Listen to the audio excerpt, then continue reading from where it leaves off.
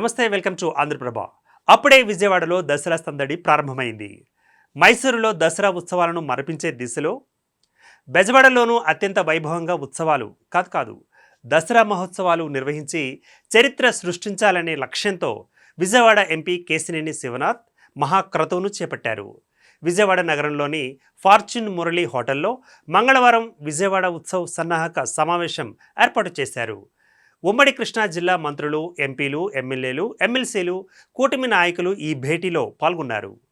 విజయవాడ ఉత్సవ్ను ఏ రీతిలో నిర్వహించాలి, ఎలా దిగ్విజయంగా చేయాలనే అంశాలపై ప్రజాప్రతినిధులు చర్చలు జరుగుతున్నాయి.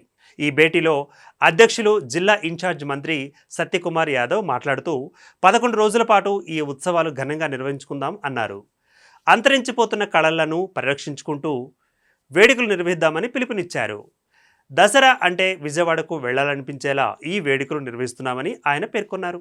విజయవాడను పర్యాటకంగా తీర్చిదిద్దడానికి ఈ వేడుకలు దోహదపడతాయని అభిప్రాయం వ్యక్తం చేశారు.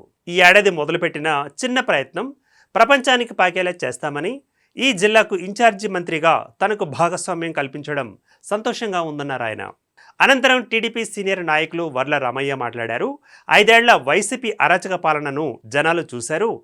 ఈ పాలన వద్దని గట్టి తీర్పు ఇచ్చి కూటమిని గెలిపించారని అన్నారు. వైసీపీ అరాచకం నుంచి ప్రజల్లో గొప్ప ఆలోచన పుట్టి ప్రజారంజకంగా పాలన ఇచ్చే ప్రభుత్వం వచ్చిందన్నారు.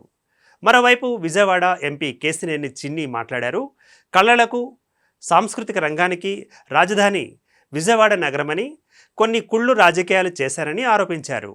బెజవాడ ఖ్యాతిని ఖండాలకు తెలియజేసేలా నిర్వహిస్తామని పేర్కొన్నారు. ఇంకా విజయవాడ చరిత్ర అందరికీ తెలిసేలా చేస్తామని ఎంపీ చిన్ని అన్నారు. ఇక విజయవాడ ఇంద్రకీలాద్రికి దేశ విదేశాల నుంచి వస్తున్నారు. దసరా ఉత్సవాలలోనే కాకుండా సాధారణ రోజులలో లక్షలాది మంది వస్తున్నారు.